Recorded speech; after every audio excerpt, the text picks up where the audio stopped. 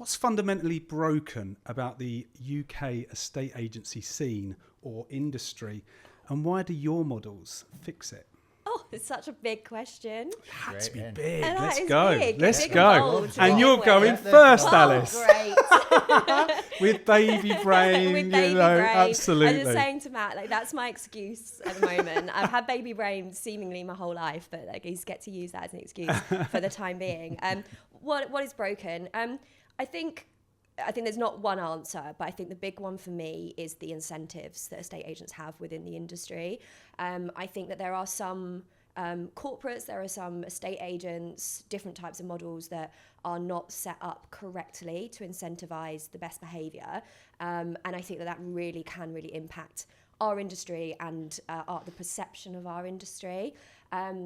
I love to think, and I really do believe, that the model that we've got at Nested really changes that, because it basically strips away all of the KPIs that quite a lot of these corporates and other agents really hammer, and just really focuses on like the bottom line, like getting the customer moved and getting them for the best price. And with the type of model that Nested has and is, and there are other obviously models out there that are similar. Not as good as yours though, right?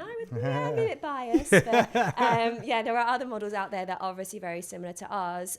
It really does focus on the bottom line and incentivize the agents on the right thing, and it empowers them as well. And I think we've got some extremely smart, intelligent people. We have for like generations had smart people in this role and within a estate agency, and like the self-employed model just really empowers people who wouldn't financially be able to start up their own business. It empowers them to now go and do it. So that's the big one for me. That's where I think it's broken. It's just misalignment between what is right for the customer and like the financial goals of companies and the incentives behind them. Okay, that's really interesting. And what about yourself, Steve? I just think the bar for entry nowadays is just so low, and I think because a lot of people complain about Rightmove, but the problem is with Rightmove is anyone can get a Rightmove account and whack a house on Rightmove, and that's it for me. The problem is if you put a house on Rightmove at too much money, you get no interest, you drop the price, and if you drop the price, you get this big fat reduced badge on it.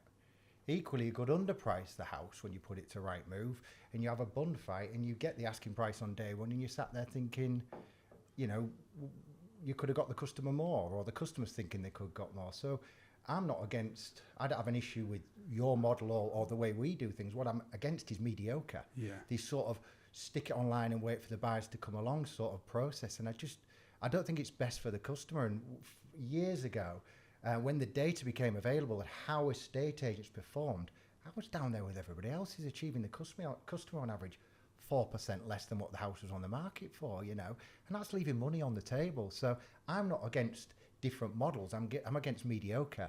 So what we started, when the data became available on estate agents, that's when we started to develop our model to a more beneficial one that doesn't leave money on the table for the customer, you know?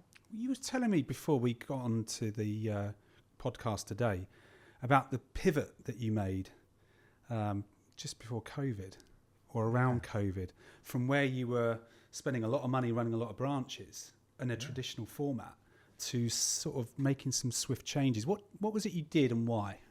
Well, we sat there and started to look, and the numbers just weren't stacking up. It was a case of who can put you on Rightmove the cheapest. Well, he's putting you on Rightmove. There was a bit of a hangover from the whole purple brick side of things as well, where it's just whack it on Rightmove and who can be the nicest to the customer. And it was all a case of just, well, he's putting me on Rightmove, he's doing me a floor plan and he's doing me some all right photos, so he's going to do it cheaper, so let's use him. And when that data became available, we started to look and think 4% less is what we're doing, because obviously 20EA, you can see what they can see when a house goes on Rightmove and what it goes on Land Registry at, and they can see the performance of estate agents.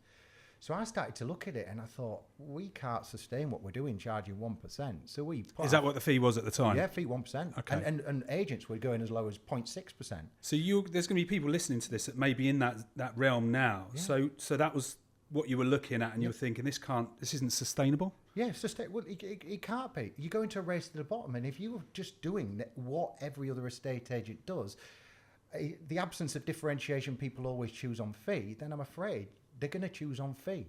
So unless you're going to offer a superior product that's going to achieve the customer more money for their house, have a higher success rate, and not follow this whack it on Rightmove approach, then you're going to go down, you're just going to start the route to the bottom. And especially with the AI side of things coming along now, everything's going to be becoming even cheaper to sell.